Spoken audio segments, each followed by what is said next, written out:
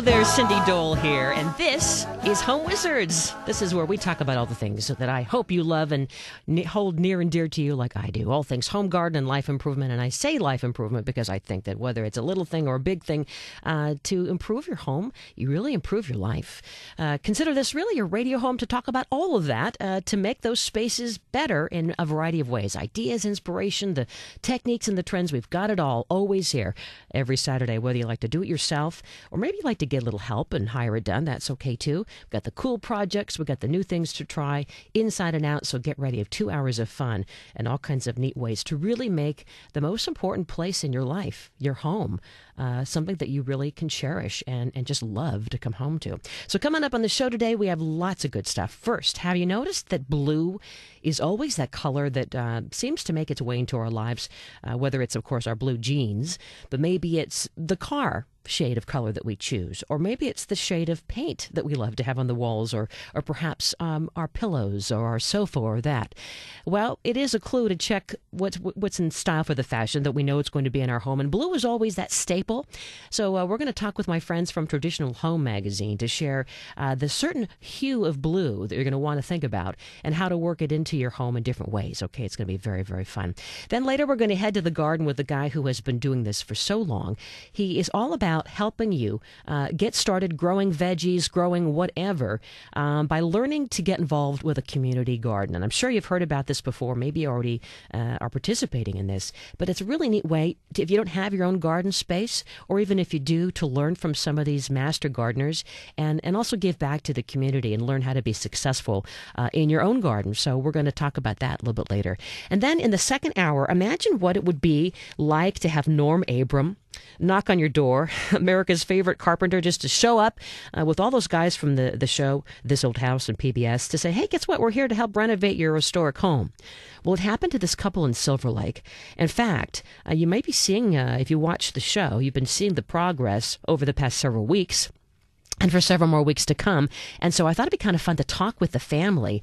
They're the lucky ones that were selected to be part of this renovation. And so it really is so amazing. It's this historic home that has been updated and modernized in Silver Lake in the hills there in this really great neighborhood. But yet they also have maintained the legacy, and they've been true to the historic nature of the home while by being more efficient and green. So it's really cool. We're going to find out what was involved. And then did you hear about, speaking of being green, some of these new incentives that are about to be launched all throughout the state, starting in LA County this week.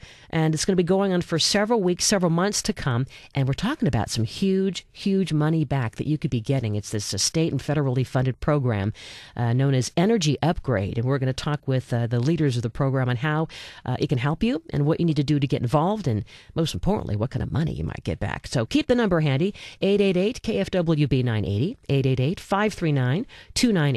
And as you're listening and you hear something and you say, darn it, I wish I could have heard the other part. I missed it. I had to get out of the car, or I was in the garage and I was working around and darn it, I wanted to hear it again. Not to sweat. We always put all the shows up on the website. Just go to cindydole.com, or you can go to cbsla.com and find me, and all the podcasts and all the past shows are there. And while you're there, I hope you'll also hook in and join the conversation on Facebook with me, because we always like to share pictures of our gardens and of our home improvement projects and just fun things that are going on. Like right now, I've got a picture of my dog, Abby, who seems to think that pillows, like tons of pillows on the couch, are the way to go. Yeah, she's kind of like the Princess and the Pea. We had a bunch of pillows. We just moved to this one sofa while we were doing home chores, and wouldn't you know, she climbed right up to the top, and she looks pretty much like a prima donna. But you can find all that and other fun stuff at Facebook /follow Cindy Dole. So before we get to my first guest, boy, you've been hearing about this weather, right? And it's really kind of, it's crisp and clean and just gorgeous here in the Wilshire Miracle Mile District. But I know it's been all over the place in different parts of Southern California, and they're talking about the chance of getting snow on the Hollywood sign this night before the Oscars. And the Farmer's Almanac, by the way, the 2011 version, had predicted that we would get snow in L.A. as low as down to, 500 feet. And wouldn't you know, we'll see.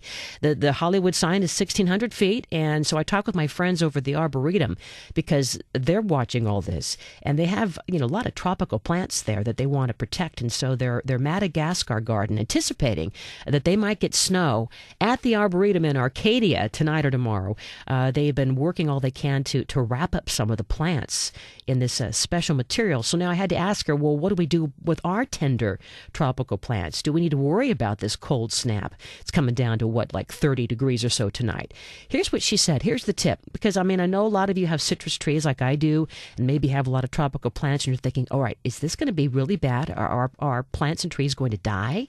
Well, the thing is, they won't. They're going to be sensitive and they might have a little bit of damage. But the freeze burns that come overnight are not as bad as the freeze that can go on for a week. So don't panic. And what Jill Morganelli says is don't cut off the damage. Because here's the thing.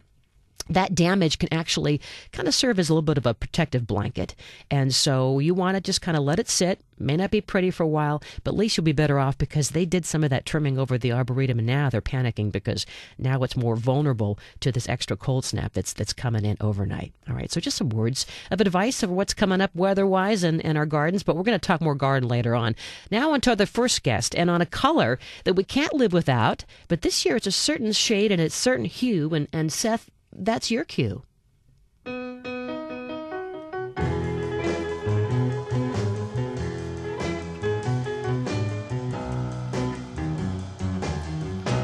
I found my thrill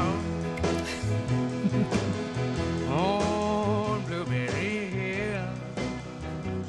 So what is it about blue and how it makes us feel? It's kind of the go-to color, what we wear. Of course, we have our jeans, we always have a blue shirt or something in blue. And maybe you have a coat of blue paint on the walls in your home, or maybe your car is a color of blue. It's kind of a fundamental shade, but there's now a certain hue. In fact, the deepest of blues that's considered to be the trend for 2011 for home decor. And so I thought we'd talk about that. It's all about the new issue of the Traditional Home magazine that you see hitting the stands this week. And with me to talk about it is the Senior Style Editor Krissa Rossbund. Thanks for being here, Krissa. Thank you for having me. All right. So this particular shade of blue, you would call it what? I would call it navy or indigo, marine blue, those deep, darker values of blue that sometimes we might not be so willing to go quite that dark. Mm-hmm. It almost has a little bit of a black in it, too, the indigo, doesn't it? It's blue-black. That is true. It does have a little bit of black in it. It's really, really a dark, dark shade. People can be scared of dark shades of any color because they're difficult to live with. Sometimes you have to commit to them. They bring up all sorts of light issues. But this deep shade of blue is really an American classic, really. Yeah, of course. You kind of think of Ralph Lauren. You get up and think of clothing, and it just has that elegance and kind of timelessness. Well, I think we're all familiar with blue jeans, which is certainly a fashion staple and a part of the American vernacular in the fashion world. But also, its colors are a portion of our flag. We see it outside. It's very much a part of nature. Blue can be a much easier color in general to live with because people are used to seeing it.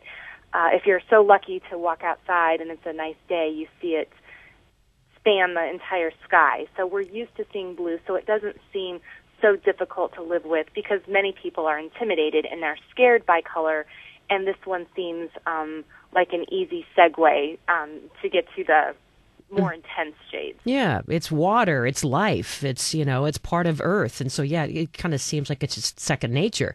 But the shade of blue, you were telling me when we were talking earlier this week that there's been a certain shade that is kind of a signature for that decade, and talk about how it's evolved and why, how it's gone from certain shades to now this indigo. Right. Well, how we came up with the story to begin with is we are having our before and after issue right now. The March-April edition is always before and after, and we show the transformations of a variety of wonderful homes throughout the country. And when we were talking about a trend story and wanted to target a color, there's no color really that's had more of a before and after life than blue. We associated it and relayed it back to all of the decades, going back to the 40s. Think about James Dean and his blue denim. You go to Twiggy in the 60s, that she wore more of a teal shade of blue as she used to shimmy in that. And then we have the American nighttime drama shows of the 70s and 80s that brought us that electric blue eyeshadow, of course. And so now we're seeing this dark blue, and it's more handsome. It has a manly sort of feel with it, a lot of weight and a lot of power, a lot of oomph.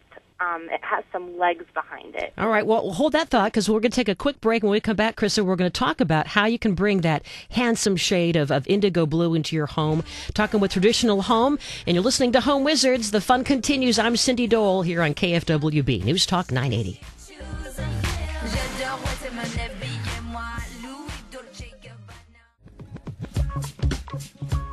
Welcome back. It's what we love to talk about every day, including the weekends. Your home, making it better. Cindy Dole here, Home Wizards, Saturdays 2 to 4. The number is 888-KFWB 980, and we're talking with my friends at Traditional Home Magazine, because as you get into the weekend, I know you get these magazines and you think, which should I do first to make my home look better? Well, wait till you see the new issue of Traditional Home. With me is a senior style editor, Krissa Rossbund, and they've spent quite a bit of time looking into the color of blue and how it's all about this darker shade, this navy indigo. So, Krissa, thanks for hanging out with us. And as I've been looking through the issue, I love the different examples that you give, because as you were saying earlier, maybe people are a little gun shy about going with a deeper color, right? Right. But why not start with bed linens? I mean, I actually have navy bed linens at home, and it just feels really rich. Well, the great thing about bed linens is you can put them on and then you can take them off for a while. Bed linens blue is a great color to bring into the bedroom, especially as we approach the summer months, because we always think of blue and white being at the water and having that crisp color against the white. So this is the perfect time to introduce blue. Yeah, in fact, in terms of just fashion, I've been seeing a lot of people wearing, a darker shade of denims. Everyone's wearing the darker denims, for work, so that it feels more, I guess, professional, right, as opposed to the faded jeans, for both guys and gals. And then I'm seeing also people popping that up with other colors. Are you finding that, like with the navy blue, maybe bringing bright yellow or some of these other hues that are coming out for 2011? Well, that's the best thing about this dark shade of blue. And as you just mentioned, it is a staple. I think so many businesses now have casual Fridays, but you still want to maintain that polished appearance. So dark denim is perfect for Fridays, and it does go with everything, whether it's in the fashion or in the home. This dark blue-black navy indigo shade is really a neutral more than anything. It goes with yellow, it goes with green, it goes with orange. Yeah. And so from bed linens, we could also think about, when you're even speaking about denim, I mean, you see a lot of denim sofa covers, right? I've seen a lot of that, and that can look really casual but beachy and fun, and bring in this new hue.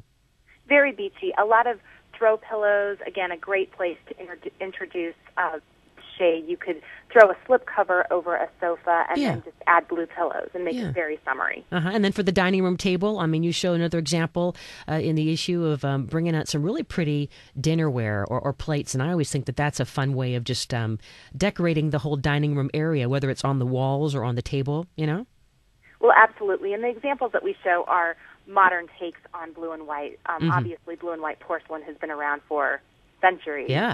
It dates back to the Chinese market. Sure. You think, of course, the classic Asian porcelain vase. It's elegant. And then rugs. What would you say we should think about for rugs? A nice blue throw rug would go where and how? Well, I think it depends really on the pattern. If you want to do stripes in a more casual area, that would be great in a family room. For a more formal living space, maybe you use a blue and white rug that has a floral pattern or lots of scrolls going on. And then window treatments, Window treatments, again, a great place to introduce color because they can be removed. You can change them seasonally, you can change them with your mood, but they are something that isn't so permanent. So where is this shade of blue coming from? I mean, what trends always come a few years ahead of everyone finally hearing from Traditional Home or wherever we're hearing it that this is the next it color. Where is that coming from? Well, it really does spruce up from fashion. As you said, we are seeing denim, and we all wear denim. I don't think anybody is immune to having denim in their fashion wardrobe. Yeah. So it really stems from that, I think. But again, this is not a shade of blue that's been targeted for decades, really, ever since denim was introduced to begin with. And being able to use kind of, again, a more masculine shade makes it more unisex, makes it more gender-friendly. It's not a frilly blue. It's not too feminine. I think I was one of the home and garden reality shows. I saw one of these quick makeovers where they turned the sofa, speaking of it being a gentleman kind of a color, into almost like a man's suit. And it was the deep kind of an indigo shade, and it almost looked like a suit, and it was really kind of fun looking. Well, that's just it. I mean, navy is oftentimes the color of suits. It's a conservative way to go. And I think it was pinstripe even. I think it had a little bit of very fine line in it. Yes. So now you can take the blue and just do more interesting things in a navy blue suit to make it a little more modern. So if people were going to be bold enough to put it on their walls, I see in one of the pictures here in your issue you have it in a dining room setting. I mean, I think that looks really, really yummy. It is. What's great about the dining room that you're seeing is although the walls are a dark shade of blue, the room in appearance is very light because the table's light, the chairs are light, so it doesn't have to be all very dark and heavy. It can have that one moment of deep, rich action going on and then really lighten up in the furnishings. And then another idea you guys share is lamps, going with whether it's the lamp shade itself or the lamp base to bring in some more, just a little pop of blue, just to kind of check it out and see how it feels. Right, and I always think that lamps are a good place for color novices, people who are just still timid and don't want to go anywhere with color. Lamps, again, they can be rolled in, they can be rolled out just as easily, and you have a lot of options with lamps because you need a variety of them in your home that are different shapes and sizes. So you have a lot more options there. So blue really has, it has kind of moved from color or shade to shade over the decades. And this past year, 2010, turquoise was supposed to be the big color, according to Pantone. And now they're saying it's this, shade of pink that we're seeing everywhere, from clothing to, odds and ends in Target and so forth, and paint. But so now we've gone from teal and to electric blue to calming down to turquoise to indigo, and who knows what's going to become next, Well, there are plenty of shades of blue, so there'll be something else for us next year. And robin's egg. I mean, robin's egg, I always love that with a great, as a wall color with chocolate brown. I mean, blue is such a great variety to bring other shades in with it. So besides talking about blue, in the issue you also have a nice story about a classic, a legendary architect, Michael Graves. Tell us about that, and you got to see his home. We did. We were very fortunate to be able to tap into the life of this renowned architect. We photographed his beautiful home. He has a new collection for Target. Of course, he was really the first one to kick off the design series for Target years ago with the really good-looking, well-designed utilitarian pieces, from canisters to brooms and dustpans. And so we were fortunate to go into the home of this masterful talent to really see how he lives and how he works and where his creative ideas stem from. And he's been here on the show before, and he was very open about having a very odd disease that just came out of the blue later in life and has left him paralyzed from the waist down. But he even told us that he feels that it's made him a better architect, and in turn a better designer for not only those with special needs, but just a more spectacular, thoughtful layout. Absolutely, and I think what you brought up is so important right now. We obviously have an aging population, and as we progress through the next couple of decades, especially, design for special needs for an aging population will become even more and more important. So it's a whole new animal that designers and architects are going to need to tap into to be mindful of of the physical limitations Yeah. as you age. Yeah, yeah. It is as huge. I mean, so many of my friends and so many people that you talk to, have an older relative who's moved back home, and you want to help them so they aren't, feeling independent. You want them to have that sense of empowerment, but also sense of safety. So, Right. Good stuff. So we can find the issue. It's out on stands this week, Traditional Home. And thanks, Krissa, for sharing us about thinking Indigo Blue. I'm all about the blue now. Thank you. Have a great weekend now, all right? Still up next, we're going to head from the inside to the outside. We're going to talk with a guy who really loves to get his hands dirty. He has been gardening for a long, long time, and now he's helped so many communities share in that sense of pride, and it's a great way really to learn how to grow things like vegetables, right? You're listening to Home Wizards, and I'm Cindy Dole. We're back after this.